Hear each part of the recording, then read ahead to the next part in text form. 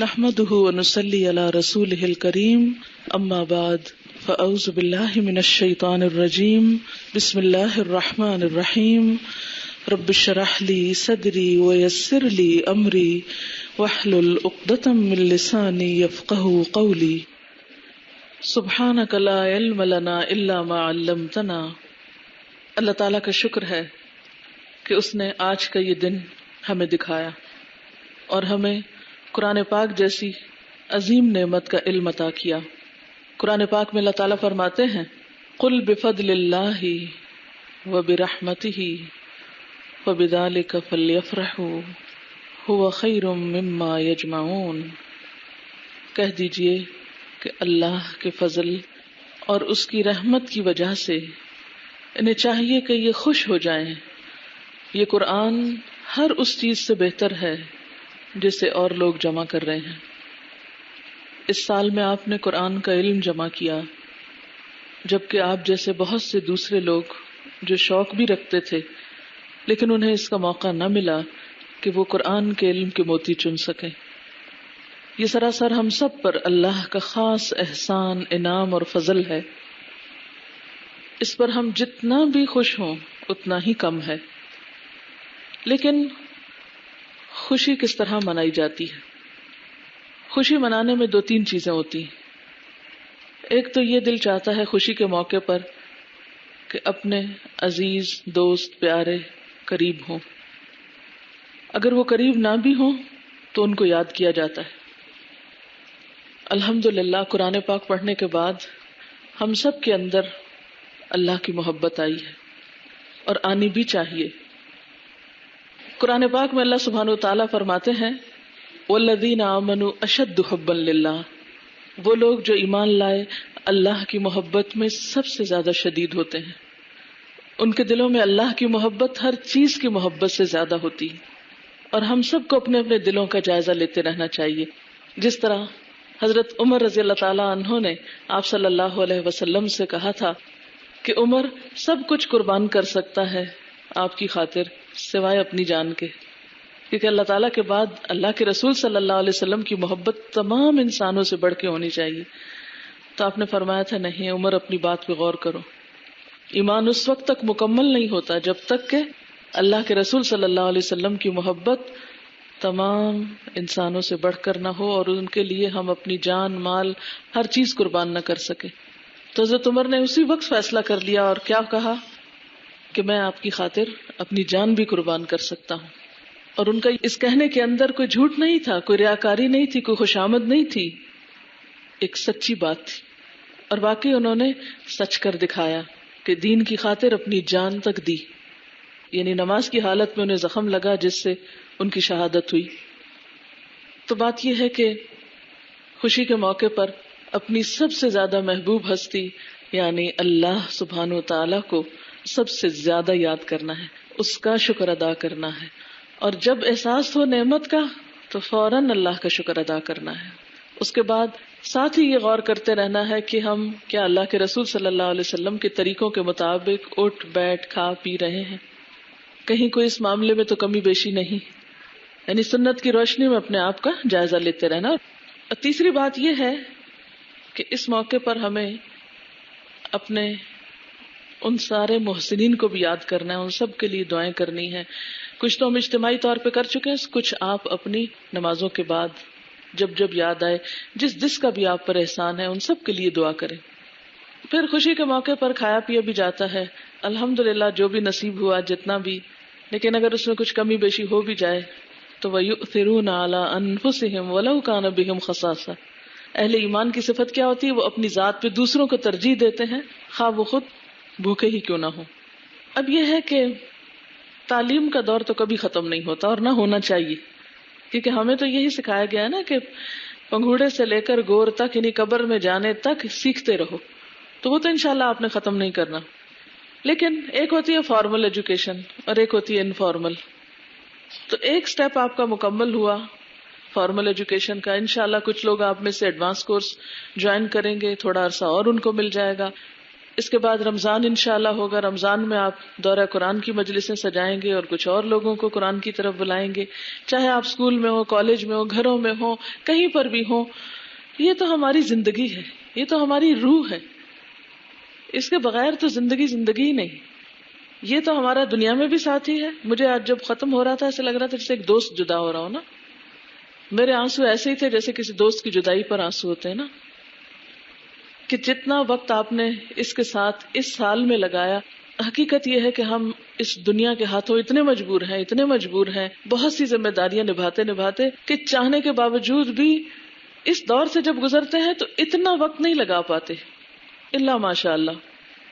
لیکن اس کا یہ مطلب نہیں کہ اگر اتنا وقت نہیں لگا پاتے تو کچھ بھی نہ لگائیں, جتنا بھی اللہ تعالیٰ توفیق دے. رمضان میں چونکہ قرآن پاک نازل ہوا تھا اور نیکیوں کا موسم بہار ہے اور قرآن پاک کے نزول کا مہینہ ہے, اس لیے خصوصی طور پر پھر انشاءاللہ پورے قرآن سے آپ نے گزرنا ہے ترجمے کے ساتھ. اللہ نے خود صلاحیت دی ہے, خود کرائیں, کیسٹ سے ترجمہ قرآن کا جو دورہ قرآن ہوتا ہے وہ کرائیں. اس کے علاوہ اگر آپ اسکول کالج میں ریگولر سیشنز میں ہیں تو ہم نے ایک چھوٹا پیکج بھی بنایا ہوا ہے. ان آیات کی سلیکشن کر کے اپنی کولیگز کو, کوئی نہ ملے تو کسی ایک بندے کو, کسی ایک بچے کو, کسی کو لے کے بیٹھ جائیں اور کچھ نہ کچھ کسی کے ساتھ مل کے دہرائی کریں, اس سنت کو زندہ کریں جو نبی صلی اللہ علیہ وسلم کی ہے کہ آپ رمضان المبارک میں کیا کرتے تھے, جبریل علیہ السلام کے ساتھ دورہ قرآن کرتے تھے, اور آخری سال میں آپ نے 2 بار کیا تھا. میں ایکسپیکٹ کرتی ہوں کہ آپ انشاءاللہ تعالی رمضان المبارک میں پھر پورے ترجمے سے ایک دفعہ پھر گزریں گے, اور یہی طریقہ کار پوری زندگی انشاءاللہ جاری رہے گا.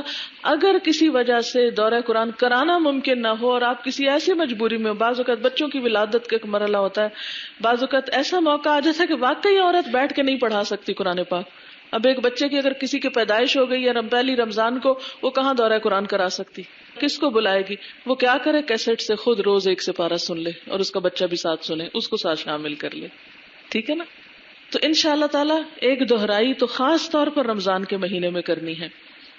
اس کے علاوہ آپ کسی نہ کسی ایک کو شروع کر لیں. آپ کو معلوم ہے میں نے اپنی زندگی میں 4-5 لوگ ایسے ہیں جن کو ایک پڑھایا, الگ الگ, جسٹ 1, ایک, اور پھر اللہ تعالیٰ نے 1 سے 2, 2 سے 4, 4 سے 6 اور پھر سلسلہ بڑھتا گیا.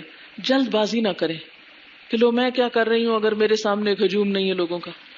نہیں, پختگی پہلے پیدا کریں, یعنی علم کو پھیلانے سے پہلے اپنے اندر پختگی پیدا کریں. اور ایک چیز میں جو آج محسوس کر رہی تھی تاثرات میں, وہ یہ کہ بعض اوقات آپ بھول کر آیت کو حدیث یا حدیث کو آیت کا مقام دے رہے تھے, تھوڑا بہت کہیں ایسا ہوا ہے. تو پلیز اس معاملے میں بہت محتاط رہیں. اگر نہیں یقین کہ یہ آیت ہے تو مت کہیں آیت ہے, ورنہ کیا ہوگا, وہ اللہ تعالیٰ کی کتاب میں مداخلت ہو جائے گی. اور نہیں یقین کہ یہ حدیث ہے تو مت کہیں حدیث ہے. ٹھیک ہے نا؟ کیونکہ اس طرح پھر بعض اوقات ہم جوش میں ثواب کی بجائے بعض اوقات گناہ بھی کما لیتے ہیں ساتھ انجانے میں. اس چیز سے بہت پرہیز کرنا ہے. اس لیے یقینی علم بڑا ضروری ہوتا ہے.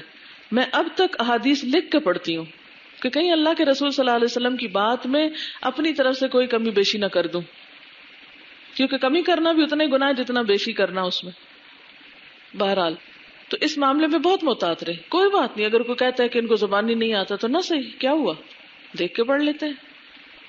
مجھے کبھی کوئی کہے کہ فلاں آیت کا مطلب کیا, تو میں کہتی ہوں اچھی طرح میں قرآن پاک کھول لوں, اس میں بتاتی ہوں نکال کے, بجائے اس کے کہ میں اپنے حافظے سے بولنا شروع کر دوں. قرآن پاک کھولا, اچھے طریقے سے پوری بات بتائی. اور پھر یہ کہ مایوس نہ ہو کبھی, ٹھیک ہے نا, کہ ہم تو بدلے ہی نہیں, کیا فائدہ ہوا, قرآن تو پورا پڑھ لیا پھر بھی نہیں چینج آیا. شیطان مایوسی ڈالے گا, مایوس نہیں ہونا. یاد رکھیں جو کل تھے آپ پچھلے سال 14 اگست کو, وہ آج نہیں ہے.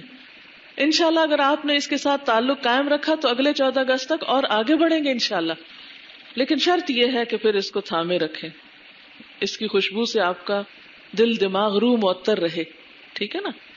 بہرحال طریقے تو آپ کو کلاس میں بھی, دعویٰ کی کلاسز میں بہت کچھ بتائے گئے ہوں گے کہ کیا کرنا ہے. اس وقت میں ان ساری تفصیلات میں نہیں جاتی, لیکن اس وقت میں ایک نصیحت آپ کو کروں گی جو امام ابو حنیفہ رحمۃ اللہ علیہ نے اپنے شاگرد رشید یوسف بن خالد بصری کو کی تھی. میں وہ پڑھ کر آپ کو سناؤں گی اور آپ اپنے پلے بھی اسی کو باندھ لیں. امام ابو حنیفہ سے یوسف بن خالد نے علم حاصل کیا اور اپنے شہر بصرہ واپسی کا ارادہ کیا تو ان سے اجازت چاہیے. یہ بھی ایک ادب ہوتا ہے علم کا. یہ نہیں کہ پڑھ لیا اور خدا حافظ بھی نہ کیا اور چل دیے. یہ بات میں اپنے لیے نہیں کہہ رہی. جو لوگ ہاسٹل میں یہاں رہے ہیں یا آپ لوگ آتے جاتے رہے ہیں تو جانے کا بھی ایک ادب ہوتا ہے, اجازت لے کے دعائیں لے کے پھر نکلتے ہیں. تو اسی لیے یہ دعائیں دینے کے لیے آپ کو اس وقت اکٹھا کیا ہے اور آپ بھی ایک اچھے طریقے سے رخصت ہوں. آپ نے ارشاد فرمایا امام ابو حنیفہ رحمۃ اللہ علیہ نے کہ جانے میں جلدی نہ کرو, کچھ تو انتظار کرو, یہاں تک کہ میں تم کو ایسی وصیت کروں جس کی تم لوگوں سے ملاقات رکھنے, اہل علم کے مرتبے کو پہچاننے, اپنے نفس کو آداب زندگی پہ ڈالنے, ماتحتوں سے مناسب طریقے سے برتاؤ کرنے, خاص و عام کے ساتھ اچھے تعلقات قائم رکھنے اور لوگوں کے حالات سے باخبر رہنے میں ضرورت پڑے گی. سب کو چھٹی دے دی ہے, آپ کو نہیں دی پھر. حالانکہ سب سے پہلے کہ آپ آ کے بیٹھے ہوئے ہیں اور کچھ لوگوں نے بہت صبح کا سفر شروع کیا ہوا ہے. بہرحال مجھے معلوم ہے کہ سب اب واپس جانے کے مشتاق ہیں اور خوشی کے موقع پہ دل چاہتا ہے گھر والوں سے جا کے اچھی طرح ان سے بھی شیئر کریں, لیکن انشاءاللہ تعالی وہ بھی موقع آ جائے گا. لیکن اس سے پہلے تھوڑی سی باتیں جو آپ کو آئندہ آپ زاد راہ کے طور پہ, خلاصے کے طور پہ کام آئیں گی. وہ کہتے ہیں میری وصیت کو لے کر جب تم باہر نکلو گے تو تمہارے ساتھ اس نصیحت کا ایک آلہ ہوگا جس کی علم کو بہت ہی ضرورت ہے. یعنی علم تو لے لیا ہے لیکن ایک آلہ بھی چاہیے اب, اور وہ علم کو 4 چاند لگائے گا اور اس علم کو عیبدار ہونے سے محفوظ رکھے گا. جیسے برتنوں کو داغ لگ جاتے ہیں نا, تو ایسے ہی علم حاصل کرنے کے بعد بھی بعض داغ لگ جاتے ہوتے ہیں شخصیت کو. تو کچھ چیزیں ایسی ہیں کہ اگر ان کا خیال رکھا جائے تو یہ علم اور چمکتا ہے. اس کے بعد فرمایا صبر کرو یہاں تک کہ میں تمہیں تفصیلی وصیت کرنے کے لیے فرصت کا وقت نکال لوں. کیونکہ بعض اوقات ایسا ہوتا ہے نا کہ آپ ایسے وقت میں نصیحت کرتے ہیں کہ جب آپ کے اوپر اتنے کام ہوتے ہیں, اتنے پریشرز ہوتے ہیں کہ آپ ڈھنگ کی بات بھی نہیں کر سکتے, اور اپنی فکر تمہاری طرف کر سکوں اور تم کو ایسی بات بتا دوں جس کی وجہ سے تم اپنے دل میں میرے شکر گزار ہوگے. یعنی بعد میں یاد کرو گے کہ استاد نے اچھی بات کہہ کے بھیجا.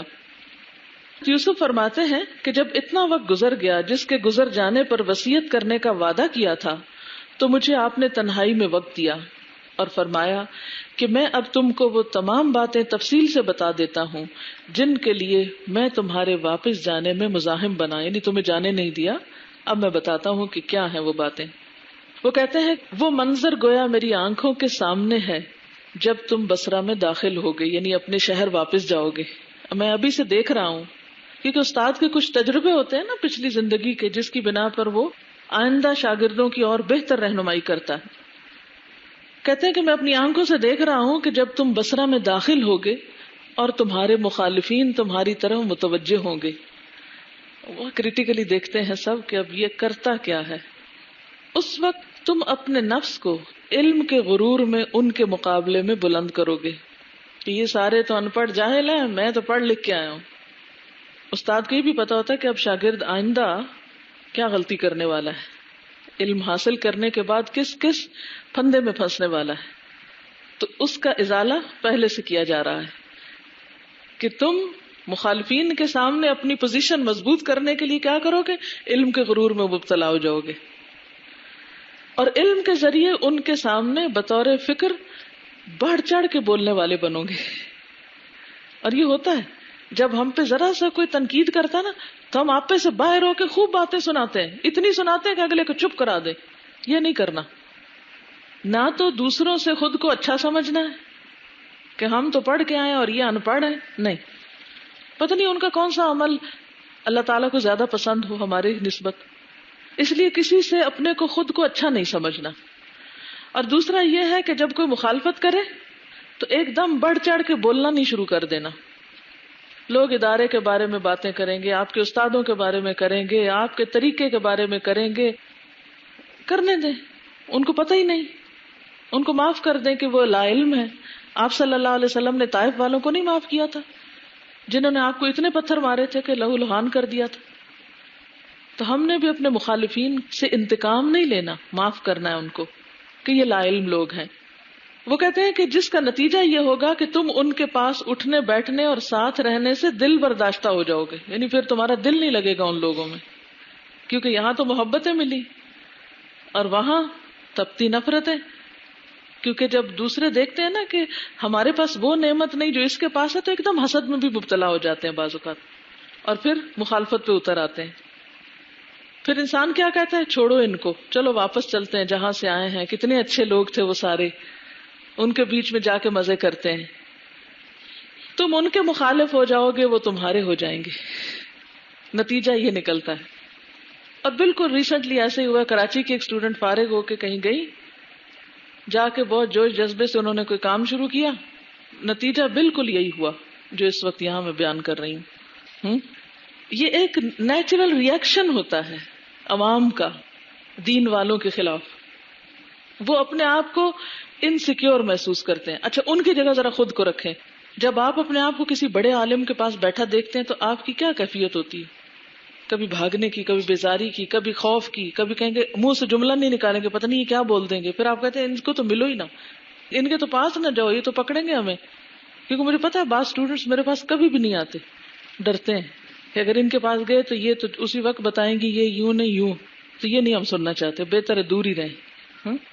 بہرحال تو وہ کہتے ہیں کہ تم ان کے مخالف ہو جاؤ گے، وہ تمہارے مخالف ہو جائیں گے، پھر تم ان سے تعلقات ختم کرو گے، یعنی ایسے لوگوں سے میل جول ختم کر دو گے جو مخالفت کریں گے، اور پھر تم ان لوگوں سے نامناسب الفاظ میں بات کرو گے.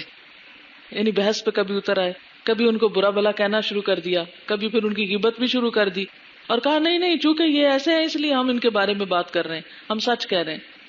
اور وہ تمہیں برے لفظوں میں یاد کریں گے، تم ان کو گمراہ کہو گے، وہ تمہارے رستے کو غلط بتائیں گے. وہ تم سب کو بدعت کی طرف منسوب کریں گے کہ یہ نیا دین لے کے آ گئے ہیں. ان تمام باتوں کا مطلب یہ ہوگا کہ ہم اور تم دونوں کی ذاتوں پر عیب لگایا جائے گا. یعنی تمہیں بھی برا کہیں گے، تمہارے استاد کو بھی ساتھ رگڑ لیں گے، یعنی کہ تمہاری وجہ سے پھر لوگ مجھے بھی برا کہیں گے. کیونکہ شاگرد جو ہوتا ہے وہ استاد کا نمائندہ ہوتا ہے. اگر وہ اچھا ہوتا ہے تو سارے کہتے ہیں کس کا شاگرد ہے، کس نے اس کو پڑھایا. جیسے بچوں کا ہوتا ہے نا، اچھے بچے کو دیکھ کے سب کیا کہتے ہیں، کس کی اولاد ہے یہ. آفرین ہے ان ماں باپ پہ جنہوں نے ایسی اولاد کو جنم دیا. اور بگڑے ہوئے بچے کو یا غلط کام کرنے والے کو دیکھ کے سب کیا کہتے ہیں، ماں باپ ہی ایسے تھے، یہی تربیت ہے ان کی. تو جب آپ غلطی کریں گے، لوگوں سے مخالفتیں اور بحثیں اور حجتیں کریں گے، وہ آپ کو نہیں آپ کے پچھلوں کو بھی ساتھ شامل کریں گے. آخر نتیجہ یہ نکلے گا کہ تم لوگوں کو چھوڑ کر کسی اور مقام پہ جانے پہ مجبور ہو جاؤ گے. لیکن یہ کوئی اچھی بات نہیں کہ آدمی ایسے حالات پیدا کر دے جن کی وجہ سے وہ خاص و عام میں رہ نہ سکے. یعنی اس قسم کا اخلاق نہ برتنا کہ پھر تم لوگوں کے بیچ میں رہنے کے قابل نہ رہو، انسان بیزار نہ ہو جاؤ. ہوشیاری اور عقل مندی کی بات یہ ہے کہ میل جول اور اچھے تعلقات قائم کرنے کی کوشش کی جائے، کیونکہ وہ عقل مند نہیں ہے جو ایسے شخص سے نبھانے کا خیال نہ رکھے جس کے ساتھ نبھانا ضروری ہے. دیکھیں نا، کچھ لوگوں کے بغیر ہم رہ نہیں سکتے. ماں باپ ہمارے ماں باپ ہیں، جیسے بھی ہوں ہم انہیں چھوڑ نہیں سکتے. تو نوجوان بچے عام طور پہ جب دین کی طرف آتے ہیں اور ماں باپ نہیں آتے تو گھروں سے بھاگنے کی کوشش کرتے ہیں، ماں باپ سے بات چیت چھوڑ دیتے ہیں. تو یہ تو کوئی بات نہ ہوئی. آپ کو معلوم ہے کہ آپ صلی اللہ علیہ وسلم نے حضرت اسما کو، جن کی والدہ مشرکہ تھی، ان سے صلہ رحمی کرنے کو کہا. قرآن پاک میں کیا آیا ہے کہ وصاحبہما فی الدنیا معروفا وَإِن جَاهَدَاكَ لِتُشْرِكَ بِمَا لَيْسَ لَكَ بِهِ عِلْمٌ فَلَا تُطِعْهُمَا. اگر شرک کی بات کریں، شرک کرنے کو کہیں تو پھر نہیں بات ماننی. ویسے ان کے ساتھ دنیا میں اچھے طریقے سے گزارا کرو، آسان طریقے سے معاملہ کرو ان کے ساتھ. اسی طرح شوہر ہیں، بچے ہیں، رشتہ دار ہیں، سسرال ہیں، دوست ہیں، کیا ان کو چھوڑا جا سکتا ہے؟ یا جہاں آپ کام کر رہے ہیں، مثلا کسی اسکول میں گئے، کسی کالج میں گئے، آپ کے کولیگز ہیں، تو جن کے ساتھ آپ نے رہنا ہے، تو عقل مند وہ ہے کہ ان لوگوں کے ساتھ اچھی طرح رہنا جانے. کامیاب وہی ہوتا ہے. یہ نہیں کہ سب سے بگاڑ کے اپنا رستہ الگ بنا کے پھر تو ایک دن آپ اپنے آپ سے بگاڑ لیں گے. اگر آپ نے ہر ایک کو کاٹنا شروع کر دیا، یہ نہیں اچھا اس کو پھینک، اس سے نہیں ساری زندگی، اس سے نہیں ملنا، اس سے کس سے ملو گے؟ پھر نہ ماں باپ اچھے لگتے ہیں تم کو، نہ بہن بھائی اچھے لگتے ہیں، نہ کوئی اور لگتا ہے. پھر تم نے کس پلانٹ پہ رہنا جا کے؟ تو اس لیے رہنا وہی ہے جہاں سے ہم آئے ہیں. جو اللہ نے ہمارے نصیب میں گھر کیے ہیں، جس جس زندگی میں ہم ہیں، تو ان کے ساتھ بنا کے رکھنی ہے، نبھا کے رکھنی ہے. تو عقل مند وہ نہیں جو ایسے سے نبھانے کا خیال نہ کرے جس کے ساتھ نبھانا ضروری ہے، یہاں تک کہ اللہ اس کے لیے کوئی راہ نکالے. کیونکہ واقعی کچھ حالات ایسے ہوتے ہیں جہاں پھر انسان کی حد ہو جاتی ہے نا، جو بالکل ہی غیر معقول ہوتے ہیں، پھر اللہ تعالیٰ کو رستہ بھی پیدا کر دیتا ہے. جب تم بصرہ میں داخل ہوگے تو وہاں کے لوگ تمہارا خیر مقدم کریں گے، تمہاری زیارت کو آئیں گے، تمہارا حق پہچانیں گے. اس وقت تم ہر فرد کو اس کے مرتبے کے مطابق جگہ دینا. یہ ایک بڑا اہم اصول ہے زندگی گزارنے کا، جس کو ہم عام طور پہ بھول جاتے ہیں. ہر ایک کو اس کے مرتبے کے مطابق جگہ دینا، شریفوں کی عزت کرنا، اہل علم کی تعظیم کرنا، بڑوں بوڑھوں کا ادب کرنا. بعض اوقات ایسا ہوتا ہے ہم قرآن پڑھانے لگتے ہیں، ہماری کلاس میں ہم سے دگنی عمر کے لوگ آ جاتے ہیں، اور بعض بچیوں کو میں نے افسوس یہ دیکھا کہ انہوں نے ان سے ایسے معاملہ کیا جیسے کوئی اپنے بچوں سے کرتا ہے، اور یہ انتہائی غلط بات ہے. اگر آپ کے شاگردوں میں کوئی عمر میں آپ سے بڑا ہے، اس سے عزت کا معاملہ کریں، اس کا اکرام کریں، کیونکہ بڑی عمر کا ایک ادب ہے اسلام میں. چاہے وہ غلطی کریں، چاہے وہ تنگ کریں آپ کو، کچھ بھی کریں، لیکن آپ نے ان کی عزت کرنی ہے. نو عمروں اور جوانوں کے ساتھ نرمی سے پیش آنا، کیونکہ وہ جذباتی ہوتے ہیں نا. عوام کے نزدیک ہونا، عام لوگوں سے گھل مل کے رہنا، یہ نہیں کہ فاصلے بڑھا لینا. اسی لیے ہمیں اسلام نے بہت خوبصورت اصول دیا ہے، اس کو بھی سلام کرو جسے پہچانتے، اس کو بھی کرو جسے نہیں پہچانتے. اچھے افراد کی صحبت اختیار کرنا، نیک لوگوں میں دوستی کرنا، صاحب اقتدار، بادشاہ، قاضی وغیرہ سے قول و عمل میں اس طرح پیش آنا جس طرح وہ ایک معمولی فرد سمجھے جائیں. یعنی یہ نہیں کہ ان کو بہت چڑھا بڑھا دینا اور اپنے علم کا مرتبہ کم کر دینا، اور یہ بھی نہیں کہ بدتمیزی سے پیش آئے انسان. ادب سے، وقار سے. بعض اوقات ایسا ہوتا ہے نا، جیسے زندگی میں مجھے بہت دفعہ ایسے مقامات پہ جانا ہوا کہ جہاں مجھے اس قسم کے لوگوں سے واسطہ پیش آئے. نہ ہی میں نے کبھی خوشامد کی اور نہ ہی کبھی بدتمیزی کی. جو ان کا ادب مقام ہے اس کا احترام کیا، لیکن نہ کبھی ایسے عہدوں کا لالچ کیا اور نہ ہی کبھی ان چیزوں کی پرواہ کی. تو یہ بے حد ضروری ہے، کیونکہ کبھی آپ کو ایسے لوگوں کے بیچ میں تبلیغ کے لیے جانا پڑے گا، جیسے یعنی موسیٰ اور ہارون علیہ السلام فرعون کے پاس تبلیغ کے لیے گئے تھے، تو اللہ تعالیٰ نے کیا سکھایا تھا؟ اذهبا الى فرعون انه طغى فقولا له قولا لینا. نرمی سے بات کرنا. یہ نہیں کہ آپ کہیں فلاں حاکم بڑا خراب ہے اور فلاں گورنر ایسا ہے اور فلاں جرنیل ایسا ہے اور فلاں جج ایسا ہے، یہ تو سب بہت خراب لوگ ہیں اور ہم ان کے منہ نہیں لگتے اور ہم ان کو پسند نہیں کرتے، اور ایک بیکار کی سیاست شروع کر دیں. بالکل ایسی کوئی حرکت نہیں کرنی. جن کو اللہ نے دنیا میں کوئی مقام مرتبہ دیا ہے، کوئی عزت دی ہے، تمہارے پاس جب کسی معزز قوم کا کوئی شخص آئے تو اس کو عزت دو، لیکن خوشامدی رویہ نہیں، لالچ نہیں، اور اس طرح نہیں کہ ان کو اتنا زیادہ اہمیت دیں کہ باقی عوام کو آپ دھتکارنا شروع کر دیں، یہ بھی نہیں. پھر اسی طرح مروت میں کوتاہی مت کرنا، اپنا بھید کسی پہ ظاہر نہ ہونے دینا، کسی کی دوستی پر بغیر امتحان کے بھروسہ نہ کرنا، کسی برے شخص سے دوستی نہ کرنا، اور اس شے سے الفت نہ رکھنا جو تمہارے ظاہر کو حال کے مطابق نہ سمجھتی ہو. بے وقوف دوستوں سے بے تکلفی نہ برتنا، صبر، خوش خلقی اور کشادہ دلی کو لازم کر لینا. نئے کپڑوں کو استعمال کرنا، یہ کیوں؟ اگر نہ ہو کسی کے پاس تو وہی پہن لے جو اس کے پاس ہے، لیکن صاف ستھرا لباس ہو. علم کی مجلس کا ایک احترام ہے. امام مالک کی زندگی میں بھی آپ نے پڑھا تھا، ان کو اللہ نے دیا تھا. اب یہ نہیں کہ آپ سب کام چھوڑ کے بازاروں میں نکل جائیں کہ وہ میں چونکہ اب پڑھانا شروع کیا ہے تو روز مجھے ایک نیا جوڑا چاہیے ہوتا ہے. یہ نہیں. ایک وقت آتا، میں چھوٹی سی ایک مثال دیتی ہوں. میں ابھی جب ختم قرآن ہوا تو بہت سے لوگ جا رہے تھے، تو میں نے اس سمر کے جو سیزن کے کپڑے بنائے تھے، تو میں نے کہا اب سمر ختم بھی ہو جائے گی اور چلو کوئی بات نہیں، بچیاں ہیں ان کو شوق ہوتا ہے تو کسی کو کوئی کپڑا دے دیا، کسی کو کوئی. میں نے آلموسٹ اپنے کپڑے ختم کر دیے سوائے 2-3 جوڑوں کے، جو میں نے کہا کہ ٹھیک ہے. میں الحمدللہ اس کے بعد شکرانے کے طور پر عمرے پہ گئی، صرف 2 جوڑے ساتھ لے کر گئی، صرف 2 جوڑے میرے ساتھ تھے. اب ان کو روز دھوتی تھی، میں کہتی ان کا تو رنگ خراب ہو جائے گا، واپس جا کے کیا پہنوں گی، کیا کروں گی. اور مجھے یہاں بھی آنا تھا. میں نے کہا یہ تو بڑا مشکل ہو جائے گا کہ ختم قرآن بھی ہے اور موسم بھی ایسا نہیں ہے کہ میں ہمیشہ سردیوں میں یہاں ختم قرآن ہوتا ہے نا، تو وہ میرا ایک جوڑا رکھا ہوا اچھا سا، تو میں آرام سے آ کے الماری سے نکالتی ہوں اور بیٹھ جاتی ہوں سج بن کے، کیونکہ قرآن کا بھی ایک وہ ہوتا ہے نا، ایک خوشی کا موقع ہے، تو جو اللہ تعالیٰ توفیق دے۔ تو آپ یقین کریں جب میں واپس آئی تو میں پریشان ہو گئی کہ یہ کیا، یہ کسی نے کپڑے کس نے لٹکائے ہوئے، یا کوئی کپڑے دھو کے ٹانگے ہوئے، یہ کیا ہوا؟ پھر پتا چلا کہ وہ ہماری ایک بہن ہے بنگلہ دیش سے آئی تھی وہ ختم قرآن پر، تو وہ میرے جانے کے بعد 2-3 دن ٹھہری، انہوں نے مارکیٹ سے کپڑا لیا، کہیں سے میرا سائز لیا، کپڑے سلوا کے ٹانگ کے میرے گھر میں پھر گئی۔ دیکھیں کہاں سے کون آیا، کہتے نا رزقہ من حیث لا یحتسب، اللہ وہاں سے رزق دیتا ہے جہاں سے انسان کے گمان میں بھی نہیں ہوتا۔ اور آج یہ جوڑا میں جو پہن کے آپ کے سامنے بیٹھی ہوں وہی سلوا کے چھوڑ گئی تھی، میرے گمان میں بھی نہیں۔ میں نے واپس گھر آ کے دیکھا اور میں اس وقت دم بخورد، میں نے کہا میں تو اپنی الماری خالی کر کے گئی تھی کہ میں ہلکی ہو جاؤں، اور بچیوں کو شوق ہوتا ہے چلو ٹھیک ہے، میں اپنی جو میرے ساتھ بچیاں تھے وہ پوچھتی اچھا کون رہ گیا کون رہ گیا، تو میں کہتی چلو کسی کے دل میں یہ نہ آئے کہ مجھے نہیں ملا، چلو اس کو بھی دے دیتی ہوں تھوڑا سا۔ اور بالکل کوئی وہم و گمان میں یہ خیال نہیں تھا کہ اللہ تعالیٰ کہاں سے غیب سے سبب پیدا کر دے گا۔ تو اگر ایسا موقع ہو اور اگر یہ نہیں ہوتا تو میں اسی عمرے والے دھلے ہوئے کپڑوں میں آرام سے بیٹھ جاتی، کوئی آر نہیں تھی۔ تو جیسے حالات ہو، لیکن ایک استاد اپنے شاگرد کو جو نصیحت کر رہا ہے اس کا مطلب یہ ہے کہ علم کی مجلس میں گندے مندے اور اس طرح بدحال ہو کے نہ بیٹھنا کہ شاگردوں کو کراہت آئے۔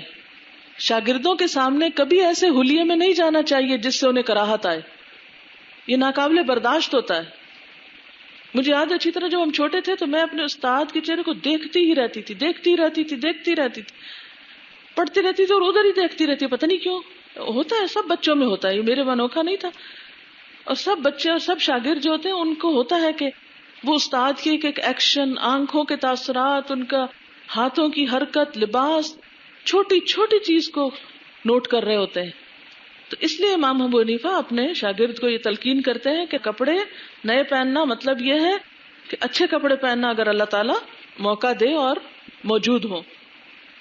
پھر کہتے ہیں اپنی ذاتی ضرورتوں کو تنہائی کا وقت نکال کر پورا کرنا، اپنے خادموں اور ماتحتوں کے معاملات پر نظر رکھنا، اور اس سلسلے میں ان کے ساتھ نرمی سے پیش آنا، ڈانٹ ڈپٹ زیادہ نہ کرنا، کیونکہ بعض اوقات ہم سوچتے ہیں نا ہم بڑے ہو گئے ہیں تو کیا ہے سب چھوٹوں کو جیسا چاہو ڈیل کرو، نہیں، ورنہ ڈانٹ بے اثر ہو جائے گی۔ روز شروع کر دی ڈانٹ تو پھر فائدہ نہ دے گی، یعنی وہ ڈھیٹ ہو جائیں گے۔ اور ان کو اپنے ہاتھ سے سزا نہ دینا، مارنا نہیں، یعنی استاد کو منع کیا جا رہا ہے کہ شاگرد کو مارنا نہیں، اس سے تمہارا وقار دیر پا رہے گا، یعنی عزت بنی رہے گی۔ اپنی نمازیں پابندی سے ادا کرتے رہنا اور اپنے عزیز و اقارب کی دعوتیں کرتے رہنا، کیونکہ ایک بخیل کبھی سرداری کے قابل نہیں ہوتا، کیونکہ ایک بخیل یعنی بخیل انسان سرداری کے لائق نہیں ہوتا۔ عالم جو ہوتا ہے نا وہ ایک طرح سے لیڈر بھی ہوتا ہے، سکھانے والا جو ہوتا ہے وہ لوگوں کو گائیڈ بھی کر رہا ہوتا ہے، تو اس کو بخیل نہیں ہونا چاہیے۔ جو اس کو میسر ہو اپنے شاگردوں کو یا رشتہ داروں کو یا جس کو بھی میسر ہو دیتے رہنا چاہیے، کھلاتے رہنا چاہیے۔ تمہارا ایک خاص مشیر کار بھی ہونا چاہیے، یعنی جس سے تم مشورے کر سکو، جو لوگوں کے حالات سے تمہیں باخبر کرتا رہے کہ دنیا میں کیا ہو رہا ہے۔ اس کا نتیجہ یہ نکلے گا کہ جب تمہیں کسی گڑبڑ کی اطلاع ملے گی تو اس کو ٹھیک کرنے کے لیے جلدی کرو گے، اور جب کسی کام کی خوبی کا پتہ چلے گا تو اور زیادہ دلچسپی سے اس کام کو انجام دو گے۔ جو تم سے ملاقات کرنے آئے اور جو نہ آئے ان دونوں قسم کے افراد کے ساتھ اچھا برتاؤ کرنا۔ بعض اوقات ایسا ہوتا ہے نا کہ کچھ لوگ تو بعد میں بھی بہت یاد رکھتے ہیں، ملتے رہتے ہیں، خط لکھتے رہتے ہیں، اور کچھ لوگ ایسے ہوتے ہیں کہ جو دوبارہ کبھی نظر بھی نہیں آتے۔ اب اگر کہیں بھول کے نظر آ جائے تو اس وقت غصہ نہ کرنا کہ تم کبھی یہ نظر کیوں نہیں آئے، ٹھیک ہے نا، یعنی دونوں کے ساتھ اچھا سلوک کرنا۔ جو تم سے ملاقات کرنے آئے اور جو نہ آئے ان دونوں قسم کے افراد کے ساتھ اچھا برتاؤ کرنا۔ بعض رشتہ دار ہوتے ہیں نا نہیں آتے ملنے، خود جا کے مل لیں، اور جو شخص تم سے اچھا یا برا برتاؤ کرے تو اس کے ساتھ اچھی طرح پیش آتے رہنا اور معاف کرتے رہنا، اور ان کو نیکیوں کا حکم دیتے رہنا اور کبھی غافل نہ رہنا، اور جو تمہیں تکلیف دے یا پریشان کرے اسے چھوڑ دینا، یعنی ان کے پیچھے نہ پڑ جانا ہاتھ دھو کے۔ بدلہ لینے کی کوشش نہ کرنا، یہ بڑا اہم اصول ہے۔ بدلہ معاف کر دیں، اللہ پہ چھوڑ دیں. اللہ تعالیٰ ہے نا ان سارے معاملات کی ٹیک کیئر کرنے والا، وہ خود سنبھال لے گا تنگ کرنے والوں کو. جو ملاقاتی بیمار ہو جائے یا کسی پریشانی میں مبتلا ہو، بذات خود اس کی مزاج پرسی کرنے ضرور جانا، اور اپنے قاصدوں کے ذریعے ان کے حالات کی خبر رکھنا. یعنی بعض اوقات ایسا ہوتا ہے نا کہ بہت سارے لوگ بیک وقت بیمار ہو جاتے ہیں، یا آپ بہت شدید مصروف ہیں، خود جا نہیں سکتے، تو کسی کو بھیج کے حال حوال معلوم کروا لیں. یعنی میں جب آپ کی ایج میں تھی تو مجھے کسی کے پاس آنا جانا میل ملاقات مشکل نہیں پیش آتی تھی، لیکن جس حال میں اب ہوں، جو مجھ سے ملنے آتے ہیں وہی مجھے نہیں چھوڑتے کہ میں خود کسی کے پاس جا سکوں. میری اپنی کوئی چوائس نہیں ہوتی.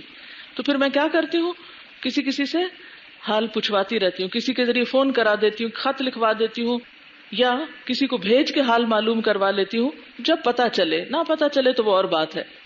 تو حالات کے مطابق اس پہ عمل کیا جا سکتا ہے.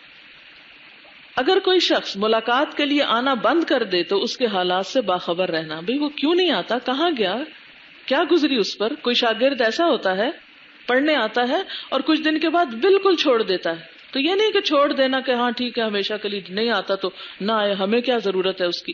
نہیں، کیا پتا وہ کسی ایسی تکلیف میں ہو جس میں آپ اس کی مدد کر سکیں. تو یہ بھی ایک ضروری فرض بنتا ہے آئندہ علم دینے کے لیے آپ کا. اگر کوئی شخص تمہارے بارے میں غلط الفاظ نکالے یا گالی دے تو اس کے بارے میں اچھی بات کرنا. یہ بہت خوبصورت اصول ہے، اگر اس پر عمل کریں تو دشمن بھی دوست بن جائیں گے آپ کے. اگر کوئی شخص انتقال کر جائے اور اس کا حق تمہارے ذمے ہو تو اس کا حق اس کے وارثوں کو ادا کر دینا. جس کسی کے گھر میں کوئی خوشی ہو اس کو مبارکباد دینا. جو مصیبت میں گرفتار ہو اس کو تسلی دینا. کوئی شخص اپنے کام کے لیے تمہیں اپنے ساتھ لے جانا چاہے تو اس کے ساتھ جانے کے لیے کھڑے ہو جانا. جہاں تک ہو سکے لوگوں کے سامنے دوستی ظاہر کرنا. جب کسی دوسرے کے ساتھ کسی محفل یا مجلس میں بیٹھے یا کسی مسجد میں لوگوں کے ساتھ تمہاری ملاقات ہو اور سوالات ہونے شروع ہو جائیں. اب آپ کو بھی تجربہ ہوا ہوگا کہ کسی جگہ بیٹھے تو لوگ کہتے ہیں اچھا کوئی مسئلہ بتاؤ، یہ خود مسئلہ گھڑ کے لے آئیں گے اور آپ سے سوال پوچھیں گے. اور اسی طرح اگر آپ کہیں بیٹھے ہیں کسی مجلس میں اور سوال ہونے شروع ہو جائیں اور وہ سوال تمہارے مسلک کے خلاف ہوں تو جلد بازی میں اپنی رائے ظاہر نہ کرنا. پہلے سن لینا کیا کہتے ہیں اور پھر حکمت کے ساتھ آسان طریقے سے صحیح بات کی طرف رہنمائی کرنا. ہم کیا کرتے ہیں، لوگ ہم سے نہ بھی پوچھے تو ہم مداخلت کر کے کہتے ہیں یہ تم غلط کر رہے ہو، وہ غلط کر رہے ہو. جلدی نہیں کرنی. لوگ جو کام تم سے نہ لیں اس میں دخل اندازی مت کرنا. لوگوں کے لیے اس حالت پہ تیار یا راضی ہو جانا جس پر وہ اپنے نفسوں کے ساتھ راضی ہوں. ان کی طرف سے اپنی نیت صاف رکھنا، سچائی کو ہمیشہ کام میں لانا، غرور تکبر ایک طرف پھینک دینا، کیونکہ اللہ تعالیٰ غرور اور تکبر کو پسند نہیں کرتے. کبھی کسی کو دھوکہ یا فریب نہ دینا، اگرچہ لوگ تم سے خیانت کا برتاؤ بھی کریں. اور اگر کسی سے کوئی عہد یا وعدہ کرنا تو اس کو پورا کرنا، اور پرہیزگاری کو اپنے ہاتھ سے نہ جانے دینا. دوسرے مذاہب والوں سے مناسب معاشرتی آداب کے ساتھ پیش آنا، یعنی مثلا کرسچنز، ہندوز یا اور دوسرے ریلیجنز کے لوگ اگر آپ کے انٹریکشن میں آتے ہیں تو ان کے ساتھ ایٹیکیٹس برتنا. یہ نہیں کہ ہم کہیں تو کافر ہے اس کے ساتھ تو جو مرضی کرو، نہ. ان نصیحتوں کے بعد امام ابو حنیفہ نے اپنے شاگرد عزیز سے فرمایا کہ بے شک اگر تم میری ان نصیحتوں کو مضبوطی سے پکڑے رکھو گے اور ان پر عمل کرو گے تو میں امید کرتا ہوں کہ تم تمام خرابیوں اور مصیبتوں سے محفوظ رہو گے. اس کے بعد آپ نے فرمایا مجھے تمہاری جدائی کا غم ہے، کیونکہ استاد کو اپنے شاگردوں سے ایک روحانی تعلق ہوتا ہے جو بڑا مضبوط ہوتا ہے، اور تم سے جو تعلق ہے وہ میرے لیے انس کا ذریعہ ہے. تم اپنے خطوط کے ذریعے مجھ سے تعلق باقی رکھنا اور اپنی ضروریات اور حاجات سے مطلع کرتے رہنا. یعنی کبھی کوئی ضرورت پیش آئے تو ماں باپ کی طرح استاد ایسی چیز ہوتے ہیں کہ جن کو انسان آرام سے بتا سکتا ہے. بعض اوقات ہم کہتے ہیں نہیں وہ مصروف ہوں گے، نہیں وہ یہ نہیں کر سکتے. نہ کر سکے تو نہ صحیح، ماں باپ بھی تو ہماری ہر بات تھوڑی پوری کر دیتے ہیں. لیکن اگر ماں باپ کو یہ پتا چل جائے کہ بچے کو کس چیز کی ضرورت ہے اور وہ کر سکتے ہوں تو یقین مانیے وہ کبھی پیچھے نہیں رہتے. اسی طرح کوئی علمی ضرورت پیش آئے تو استاد کو خط لکھنے میں کبھی جھجکنا نہیں کہ ہمیں یہ ضرورت پیش آ گئی ہے. اگر وہ مدد کر سکے، رہنمائی کر سکے تو کر دیں گے، نہیں تو معذرت کر لیں گے. اس بارے میں تم میرے لیے ایک بیٹے کی مانند ہو اور میں تمہارے لیے ایک شفیق باپ کی طرح ہوں. یہ ہے وہ نصیحت جو میرے دل کی آواز ہے. جب میں نے اسے پڑھا تو میرا دل خوش ہو گیا اور مجھے اپنے سارے شاگرد یاد آنے لگے، اور مجھے اپنے اوپر اتنا افسوس ہوا کہ اس سے پہلے مجھے یہ نصیحت کیوں نہ ملی کہ میں پچھلے بھی سارے شاگردوں کو کرتی. لیکن بہرحال الحمدللہ آپ کی جدائی سے پہلے اللہ نے یہ نعمت مجھے دی، اور میں شکر گزار ہوں ان کی جنہوں نے یہ فوٹو کاپی کرا کے مجھے لا کے دی.